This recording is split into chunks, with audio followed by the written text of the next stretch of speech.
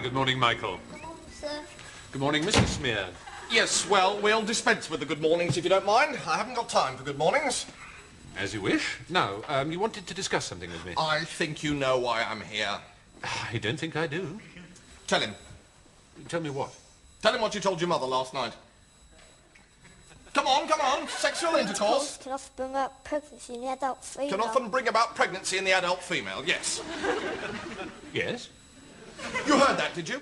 Yes? Yes, well, I'd like an explanation if it's not too much trouble. An explanation of what? An explanation of how my son came to be using language like that in front of his mother. Well, I assume it's something that Michael's been learning in his biology classes, is that right? Yes, sir. Yes, with Mr. Hent. Glad to see some of it's sinking in.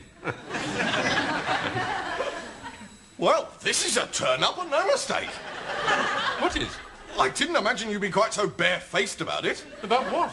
I came here today to make a complaint about my son being exposed to gutter language in the playground. I am frankly staggered to find that this is something he's actually been taught in a classroom. I mean, what is going on here? Well, we're trying to teach your son. Are you indeed? Trying to teach him what? How to embarrass his parents? How to smack himself with heroin? What? Mr. Smear, I can assure you we have no... Call yourself a school? Well, I don't actually call myself a school. Don't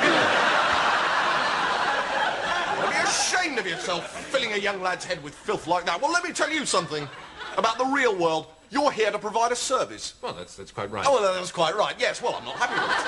I'm not happy with the service you're providing. Would you rather that Michael didn't attend biology classes? Well, certainly I would, if those are the kind of lies I can expect to hear repeated at the dinner table. They're not lies, Mr. Smear. Oh, aren't they? Are they? What? Sexual intercourse can bring about pregnancy in the adult female? Well, that's quite true. True, my arse. It's nothing more than a disgusting rumour put about by trendy young people in the 60s. Trendy young people in their 60s? In the 60s. That's when it all started, people like you. I can assure you, Mr. Smear, that sexual reproduction has been part of the biology syllabus for many years. I don't care about your blasted syllabus. What good is a blasted syllabus out there? Where? Out there. The Arkwright Road? Arkwright Jungle, I call it. Well, what would you rather we taught your son? I would rather you taught him values, Mr. Casalingua. Values. Respect, decency, standards. That's what you're here for. You're not here to poison my son with a lot of randy sex talk. Michael definitely is your son, is he? Well, certainly is my son. Well, then it's safe to assume that at some stage you and Mrs. Smear must have had sexual intercourse. Right, that's it. I've had enough of this. I'm going to knock some sense into you myself. Well, you're going to fight me now, eh? Yes, I bloody well am. I'm not going to stand for this. Well, do you mind if I do? Talking like that in front of the boy, you're a bloody disgrace. Mr. Smear, how can Michael be your son if you and Mrs. Smear have not had sexual intercourse? Michael is my son. Yes? In the normal way. And what, in your opinion, is the normal way to have a son? If you're trying to trick me into sexy talk, well, the normal way to have a son is to get married, buy a house, get properly settled in, furniture and so on, and just wait for a bit. Make sure you eat properly, 3 hot meals a day. 3 hot meals? Hot meals, yes. Right. And Michael just sort of popped up, did he?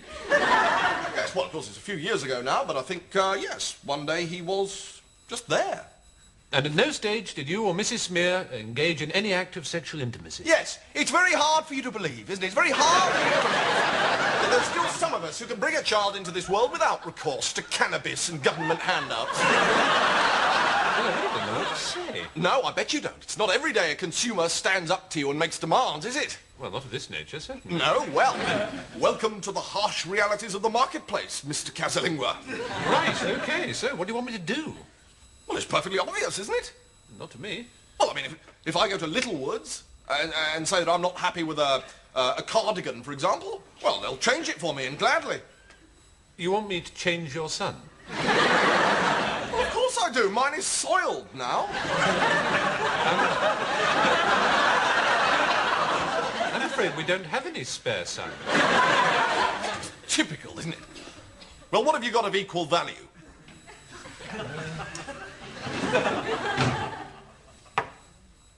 Oh, we have got some locusts in the biology lab. Locusts? Do I have your assurance that these locusts will not embarrass Mrs. Smear at table with foul language? I think I can go that far. How many of them are there? Well, there are 2 at the moment. What do you mean at the moment? They're married, you see, and they've bought their own cage and some furniture and have settled down and are having 3 meals a day. Hot meals? Warmish.